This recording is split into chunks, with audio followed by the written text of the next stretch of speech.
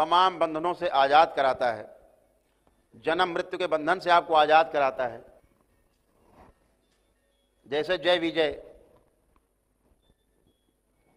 जय विजय भगवान विष्णु के सबसे खासम खास पहरेदार, प्रहरी, परमानेंट वाले, दाएं बाएं, लेफ्ट राइट। तो पहरे पे थे। तो सनकादिक ऋषि पधारे विष्णु लोग। जब अंदर जाने लगे, कर्म और भोग का सिद्धांत समझ लीजिए कितना कठिन है। अभी जो लोग समझते हैं ना कि इधर मरे तो जन्म हो जाता है, ये आपके दरबार की ही केवल हैसियत है। ये भगवान भोलेनाथ और माता कामाख्या की और बाबा माता का आशीर्वाद है जो आपके पुरखों का जन्म होने लगता है फटाफट फटाफट फटाफट। नहीं तो ये जन्म हजारों हजारों साल, लाखों लाखों वर्ष जन्म नहीं मिलता है, ध्यान रखिएगा। ये सब प्रमाण दे रहे हैं आपको हम।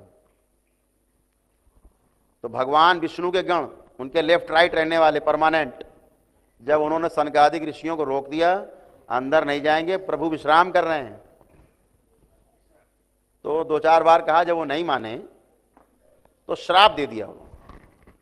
कहा कि हमें तुम जाने से रोक रहे हो, ज्यादा घमंड आ गया तुम्हें, हैसियत तुम्हारी, तो जाओ तुम पृथ्वी पे निवास करोगे, आज के बाद से वहीं तुम्हारा जन्म होगा, मर्तलोक में मरो जियो वहीं, जो यहां मौज ले रहे हो, काम खत्म।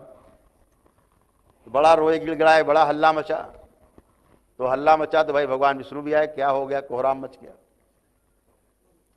पता लगी बात तो उन्होंने हाथ जोड़े सब उनके ऋषियों के, कहा भाई ये नादान है, आपने श्राप सही दिया है, इसमें वो तो पता है बातें बनाने में बहुत माहिर विष्णु जी। विष्णु जी काम है बातें बनाना, छलिया टाइप। तो कहा आपने बिल्कुल सही श्राप दिया, इसमें कोई दो राय नहीं, ये इसी लायक। लेकिन प्रभु कृपा करो, थोड़ी थोड़ी कृपा। जब बड़ी स्तुति की ऋषियों की, तो उन्होंने कहा ठीक भाई, देखो श्राप तो खाली नहीं जाएगा, तो कम से कम 3 बार तो धरती पे इसको जन्म लेना ही पड़ेगा, उसके बाद विष्णु लोक आएगा। तो आपको पता है 3 जन्म कैसे हुए। पहला जन्म हुआ उनका सतयुग में, उन दोनों का। तो सतयुग में किस नाम से पैदा हुए, हिरण्याकश्यप और हिरण्याक्ष।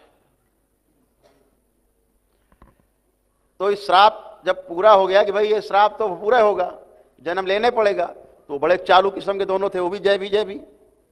और उनका प्रभु एक वरदान दो हमें कि हम आपके हाथों से मुक्ति पाएं, जब भी पाएं, हर जन्म में आप एक दर्शन हो हमें मृत्यु के समय। तो कहो मस्तु। तो बनाया क्या, हिरण्याकश्यप और हिरण्याक्ष। तो भगवान विष्णु ने वो जो अवतार लिए ना, नरसिंह अवतार, उस तो इन दोनों का वध भगवान विष्णु ने किया।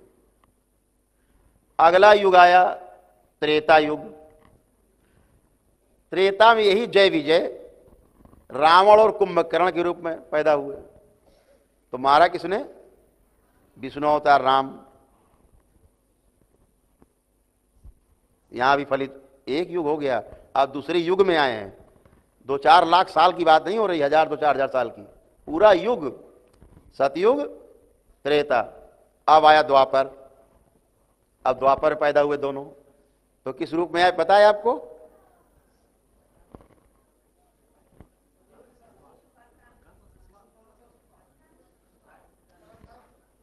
शिशुपाल और दंतवक्र। शिशुपाल और दंतवक्र के रूप में आए। तो यहां भी उनका भगवान श्री कृष्ण ने वध किया, वही विष्णु जी, विष्णु अवतार। ऐसे 3 युगों में जाकर के जन्म लेके वो श्राप से मुक्त हुए।